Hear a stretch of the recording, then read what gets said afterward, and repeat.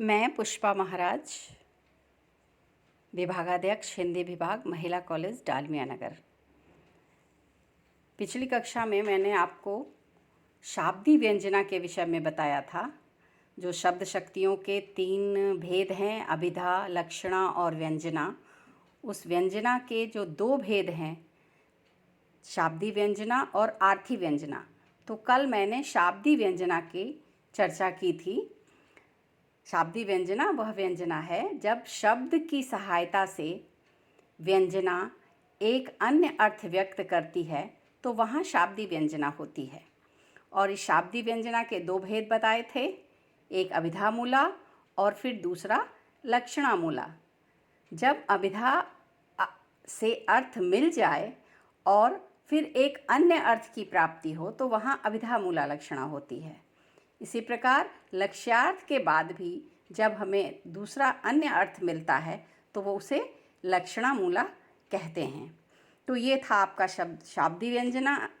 अब दूसरा भेद है व्यंजना का आर्थी व्यंजना। आर्थी व्यंजना में अर्थ की सहायता से व्यंग्यार्थ का ज्ञान होता है, जहाँ पर व्यंग्यार्थ किसी शब्द पर आधारित न हो, बल्कि उस शब्द के अर्थ द्वारा ध्वनित होता हो, वहाँ आर्थी व्यंजना होती है। अर्थात अर्थ में से अन्य अर्थ को व्यक्त करती है, जहाँ व्यक्त होता है वो है आर्थी व्यंजना। ठीक है। आर्थी व्यंजना की विशेषता यह है कि शब्द के परिवर्तित हो जाने पर शाब्दी व्यंजना वाचक शब्द पर तथा लक्षणा मूला शाब्दी व्यंजना लाक्षणिक शब्द पर अवलंबित रहती है। लेकिन आर्थी व्यंजना केवल अर्थ की विशिष्टता के कारण संभव हुआ करती है। शाब्दी व्यंजना और आर्थी व्यंजना में ये बहुत बड़ा भेद है कि शाब्दी व्यंजना में जब कोई शब्द परिवर्तित हो जाता है तो वहाँ पे अर्थ बिल्कुल बदल जाता है, लेकिन आर्थी व्यंजना में शब्द पे नहीं बल्कि उस शब्द से मिले हुए अर्थ पर ये आधारित है। इसलिए उसी विशिष्टता पर, केवल अर्थ की विशिष्टता पर ही आर्थी व्यंजना संभव हुआ करती है। काव्य के अर्थ 3 प्रकार के होते हैं, मैंने पहले भी बताया है, वाच्यार्थ, लक्ष्यार्थ एवं व्यंग्यार्थ। इसलिए आर्थी व्यंजना वाच्यार्थ, लक्ष्यार्थ और व्यंग्यार्थ पर निर्भर रहती है। वाच्यार्थ पर आश्रित आर्थी व्यंजना को वाच्य संभवा, लक्ष्यार्थ पर आश्रित व्यंजना को लक्ष्यार्थ संभवा तथा व्यंग्यार्थ पर आश्रित व्यंजना को व्यंग्य संभवा कहते हैं। आचार्य मम्मट एवं विश्वनाथ ने अर्थ वैशिष्ट्य के कई प्रकार बताए हैं। उनके अनुसार जब वक्ता, बोधव्य, काकू, वाक्य, अन्य सन्निधि, प्रस्ताव, देश, काल, चेष्टा आदि विशेषता के कारण व्यंग्यार्थ का बोध होता है, तब वह आर्थी व्यंजना कहलाती है।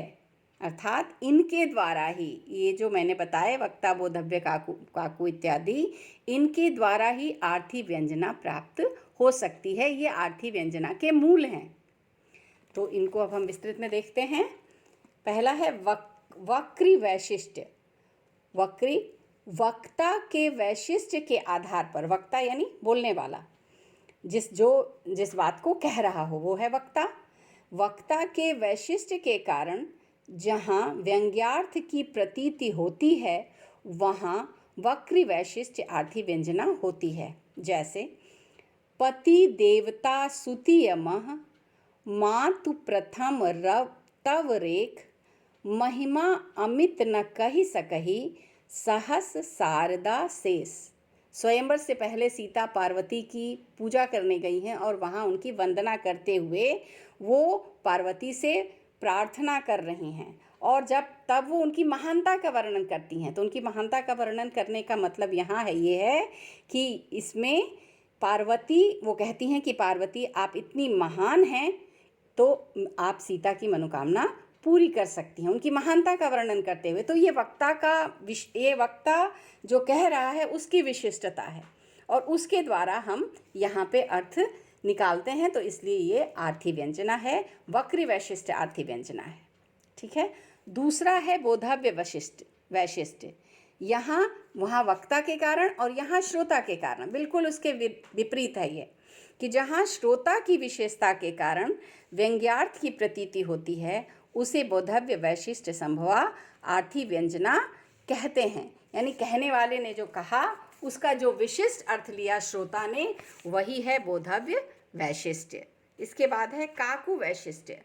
जहाँ काकु अथवा कंठ ध्वनि की विशेषता के कारण वाच्यार्थ व्यंग्यार्थ की प्रतीति होती है, वहाँ काकु वैशिष्ट्य आर्थी व्यंजना होती है। जो कुछ कहा जा रहा है उसकी विशेषता के कारण।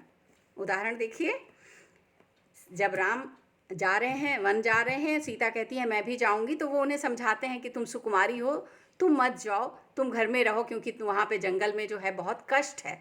तो इस पर जो सीता कहती हैं वो काकु वैशिष्ट्य का एक उदाहरण है।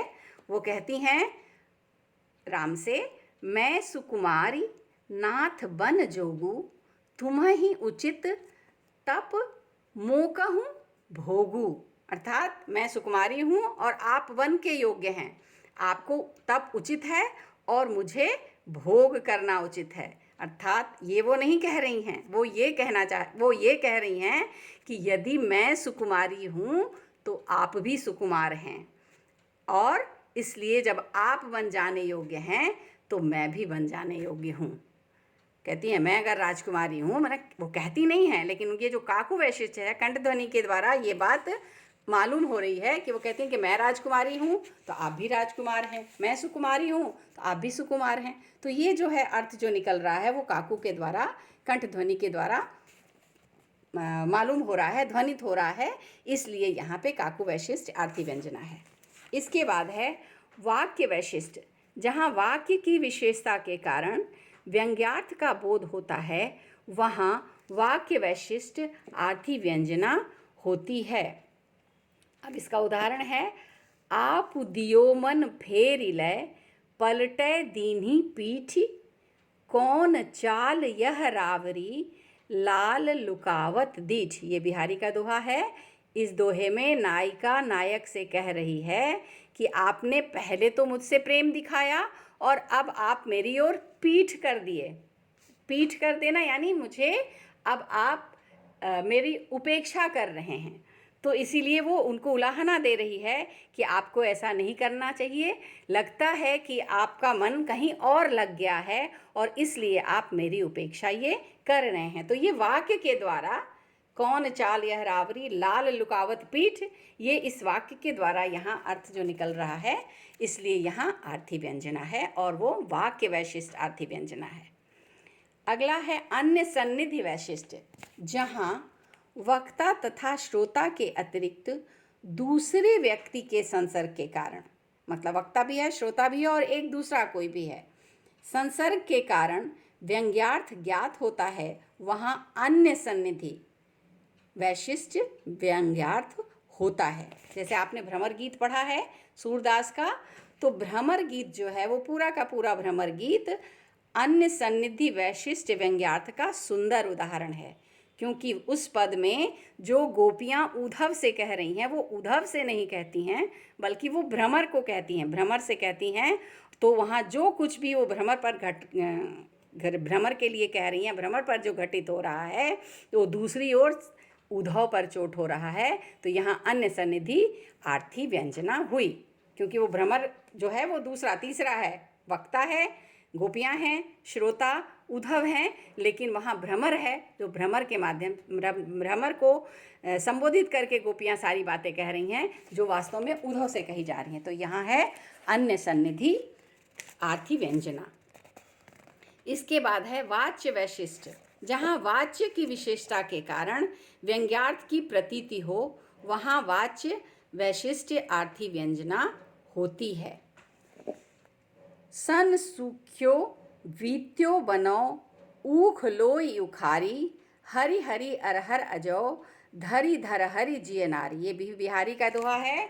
इसमें नायिका जो नायक से उसका मिलन स्थान था, वहाँ पे सारा कुछ अब समाप्त हो गया है, तो वो कहती है आपस में, वो कहती है कि अब मैं अपने नायक से कैसे मिलूंगी। तो यहाँ पे वो उसको उसका उपाय बताती है सखी कि अगर सारा कुछ समाप्त हो गया है लेकिन अभी भी हरियाली कहीं कहीं है, तो वो इसके द्वारा वाच्य वैशिष्ट के द्वारा वो ये बात बता रही है। तो यहाँ पे आर्थी व्यंजना है, आर्थी व्यंजना है और वो है वाच्य वैशिष्ट आर्थी व्यंजना। इसके बाद है प्रस्ताव वैशिष्ट्य।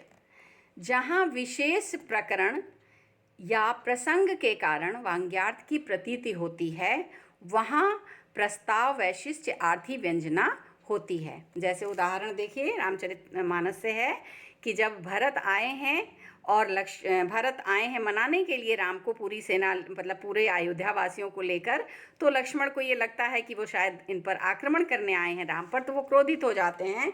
तो उस पर राम ने जो कहा है वो इसका उदाहरण है। तात प्रताप प्रभाव तुम्हारा, को कही सकई को जान निहारा। राम लक्ष्मण से कह रहे हैं, अनुचित उचित काज कछु होऊ, समुझि करिय भल कह सब को, सहसा करी पाछे पछिताही, कहाहि वेद बुध ते बुध नाही। यहाँ राम लक्ष्मण से कह रहे हैं। तो राम का आशय यहाँ क्या है कि भरत के प्रति तुम्हारी जो शंका है वह व्यर्थ है, इसलिए ऐसा कोई काम मत करो जिससे तुम्हें बाद में पछतावा हो। तो यहाँ पे यही व्यंग्यार्थ है और ये प्रस्ताव वैशिष्ट आर्थी व्यंजना के द्वारा मालूम हो रहा है। इसके बाद है देश वैशिष्ट।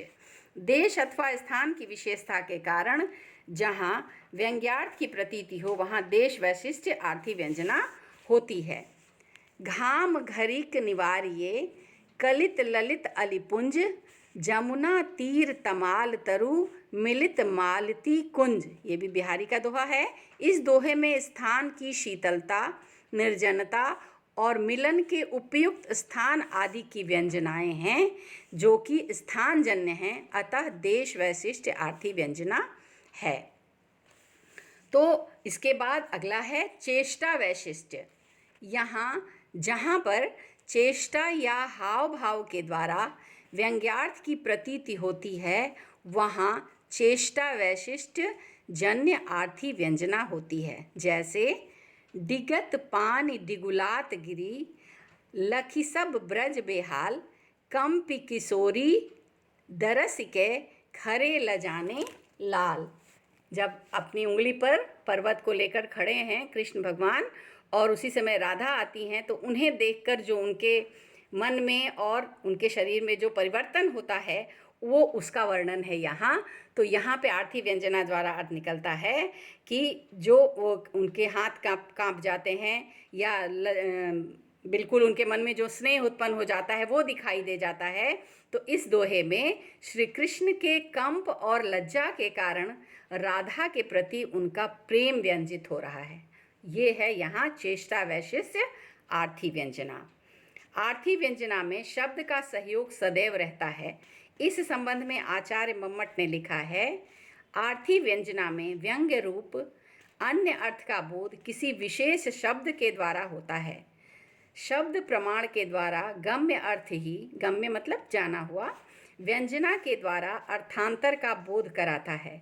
अतः अर्थ की व्यंजकता में शब्द की सहकारिता भी रहती है। मतलब ऐसा नहीं कि यह आर्थी व्यंजना है तो यहाँ सिर्फ अर्थ का ही महत्व है, ऐसा नहीं, शब्द की भी उसमें सहभागिता होती है, आचार्य मम्मट ने कहा। और आचार्य विश्वनाथ भी ये बात मानते हैं और उन्होंने भी ये कहा है, उनके भी विचार हैं कि शब्द और अर्थ की सहकारिता आवश्यक है आर्थी व्यंजना के व्यापार के लिए। तो ये है आपका आर्थी व्यंजना। और जो हमने व्यंजना पढ़ी इसका बहुत महत्व है, विशेष महत्व है, क्योंकि जो व्यंजना है ये काव्य सौंदर्य के बोध में शब्द शक्ति की विशिष्ट और महत्वपूर्ण स्थान है। जो व्यंजना शब्द शक्ति है उसका काव्य सौंदर्य के बोध में महत्वपूर्ण स्थान है।